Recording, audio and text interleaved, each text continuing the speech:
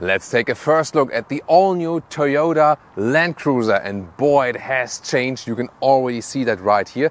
This is the Land Cruiser 250. In some markets it will also be called Prado, but also on the Northern American market this will be now the Land Cruiser, same for the European markets. Let's take a detailed tour here with Thomas Nautic Fuel in 4K, full screen, full length. Let's go with this really strong front, a rugged design, and Toyota claims it is more off-road capable and more on-road capable than ever before. How is it possible? Let's dig into the details. Here, these round headlamps, this is a special styling for this first edition model here.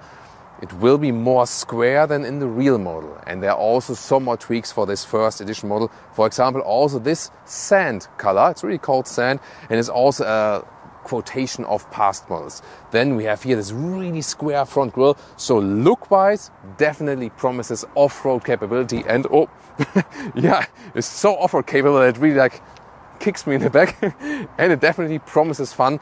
It just looks like a toy car.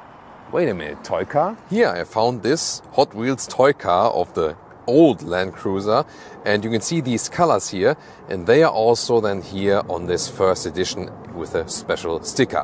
Why not? The length here at 4.92 meters or 194 inches, and the interesting thing is the bigger brother, the J300, is not so much longer or bigger anymore. It's more about the features and engines and so on. Before that there was a bigger difference actually.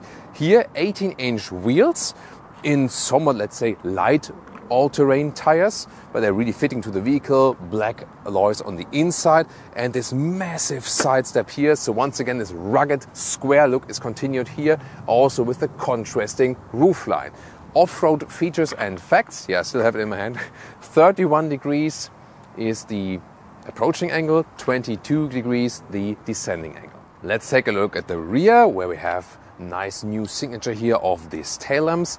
And another sister model of this one is, by the way, the Lexus GX. And in markets where they also offer the bigger Land Cruiser, which is not so much bigger anymore, then you also have this Prado badging, Land Cruiser Prado. This will, for example, appear in Australia, New Zealand and so on, in Japan. But in the US and in Europe, it will just look like this. What do you think about the styling of the new Land Cruiser? Tell me.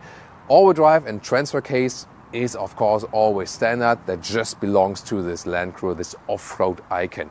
But new thing is that in the front you can now decouple or turn off the front stabilizer. That's also another thing for off-road use, and so you don't have to set up a car for off-road only and then it's maybe worse on-road. Here it kinda serves both purposes. Ground clearance at 22 centimeters or almost 9 inches, where you can see that this year the side part is never the lowest part of the vehicle. Then towards the rear, there's also a nice feature, these mud flaps here, or like also against dust when you drive really fast on gravel roads and so on, they keep the dust emission a little bit lower. Turning indicators in the front, this vertical styling, also pretty rugged look.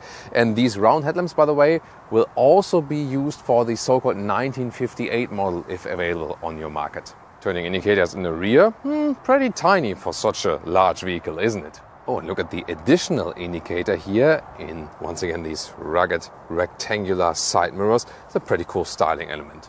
Oh, cool contrasting door handles, door closing sound. It's actually quite nice. Then inside of the doors, top part is also somewhat soft and structured. Here it's a little bit softer. First edition badge here, but this will only be like for 3,000 pieces.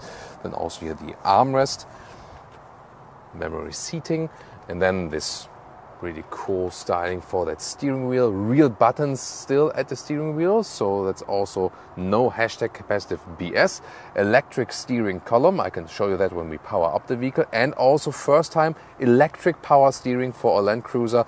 This will of course also help in on-road driving. These air vents here are designed in a more like sports car design, I would say, like this round turbine style, definitely. And the seats, base version would come with fabric, mid-trim with Softex, that's the high-grade leatherette.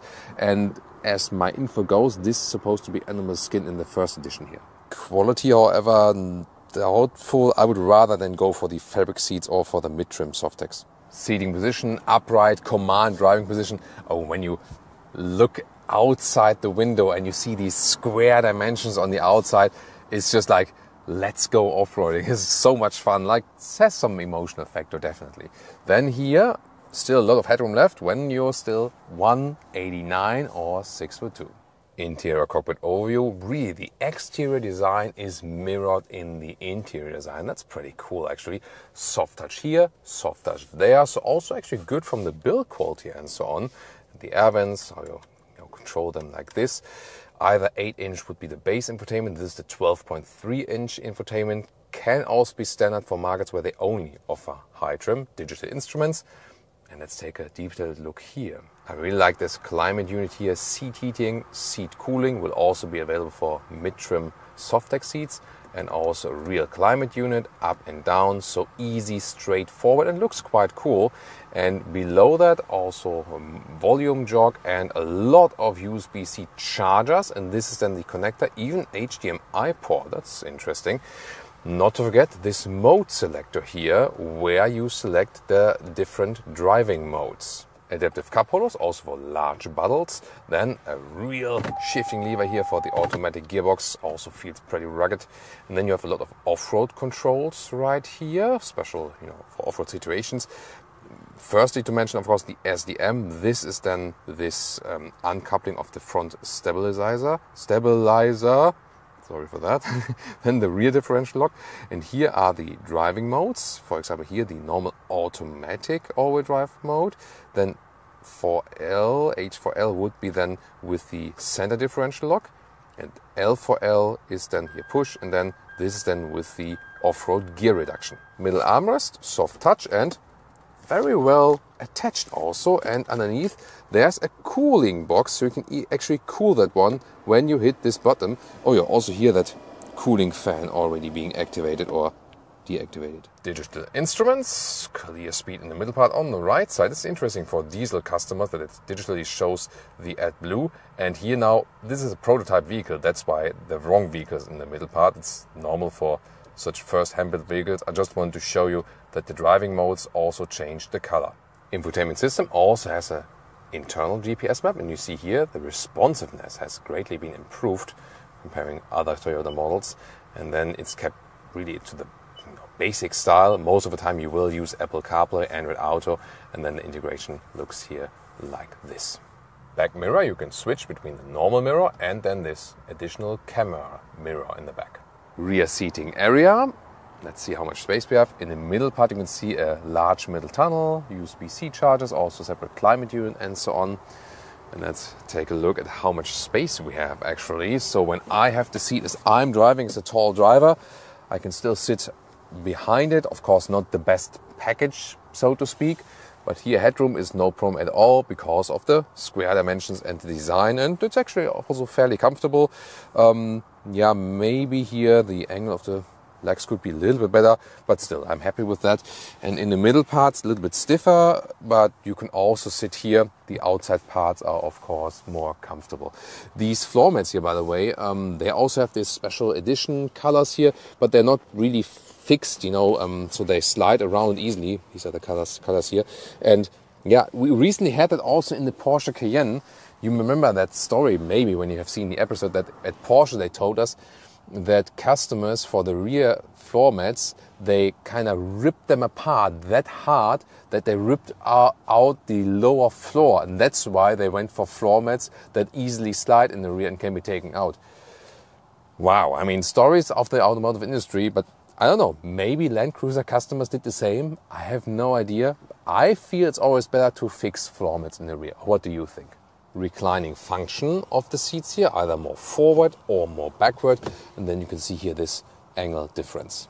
Most obviously, there is no spare tire right here. It went right here underneath the vehicle, so you still have one. Usually you do then these sliding or side doors when you have a spare tire right here due to weight reasons. Well, since you don't have one here anymore, you can have different things. For example, first of all, here with this button, you can have this separate glass door here, so nice quick access. Here in the top you can also see this hidden rear camera. This is not the normal one, but the one for the back mirror when you have the luggage all the way up to the ceiling, for example. Then you can close it when you properly again, and then you have an electric hatch. There we go.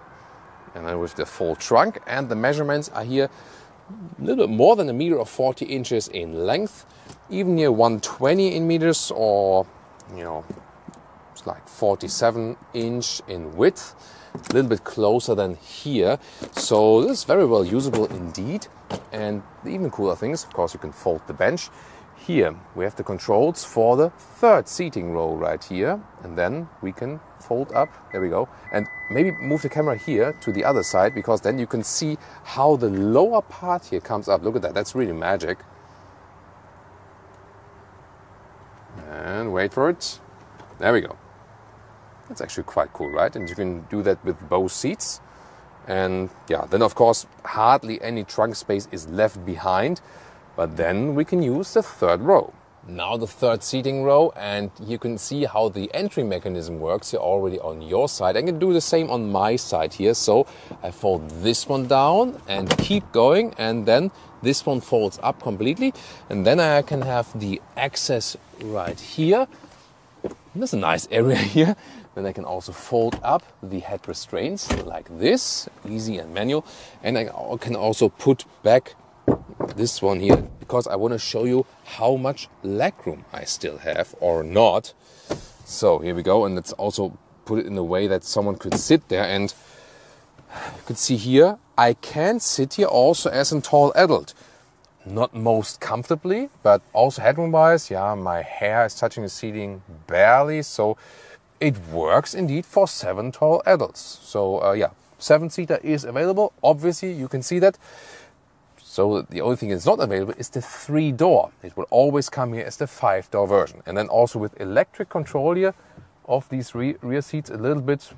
But yeah, if that's really necessary, I don't know. But yeah, surprisingly good as for that 7-seater option here. As for engines, for the North American market, a 2.4 petrol hybrid 4-cylinder. Also 4-cylinder for the European market here with the 2.8-liter diesel with around 200 horsepower. This will also later come as a mild hybrid version, and 3.5 tons is the towing capacity. So how do you like the new Land Cruiser? Tell me in the comments. Of course, competitors would be a Land Rover Defender. If you want to spend more money, Mercedes G-Class.